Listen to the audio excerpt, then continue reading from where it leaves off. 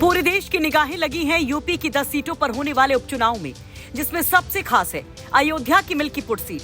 वो सीट जहां के सपा विधायक ने लोकसभा चुनाव में बीजेपी के राम नाम को कहीं टिकने न दिया, जहां के सपा विधायक अवधेश प्रसाद ने बीजेपी को हार का ऐसा जख्म दिया जो इतिहास बन गया, बीजेपी के लिए कभी न भूल पाने वाला दर्द बन गया।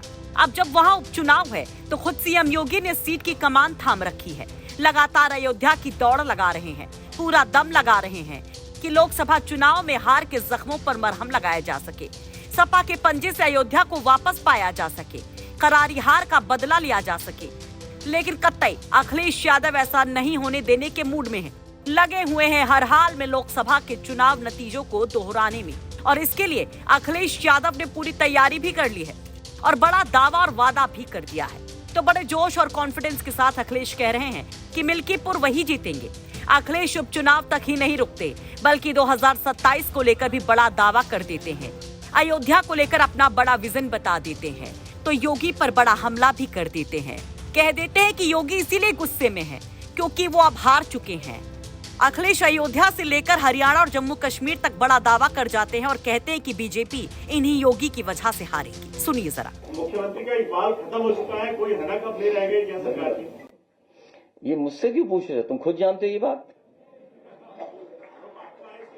नहीं, जब ये सवाल आपके मन में आया तो इसका मतलब आप खुद जानते हो कि मुख्यमंत्री का सब कुछ खत्म हो गया, वो गुस्से में घूम रहे हैं।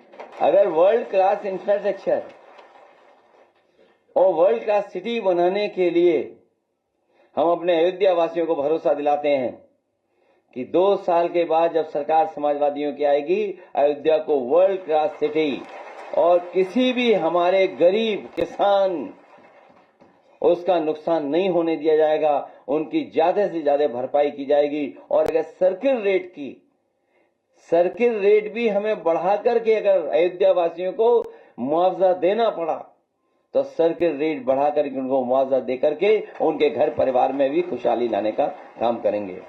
वैसे अखिलेश यादव के उपचुनाव को लेकर, मिल्कीपुर विधानसभा सीट को लेकर जो दावे हैं उस पर आप क्या कहेंगे? कमेंट बॉक्स में अपनी राय जरूर रखिए। ब्यूरो रिपोर्ट, यूपी तक।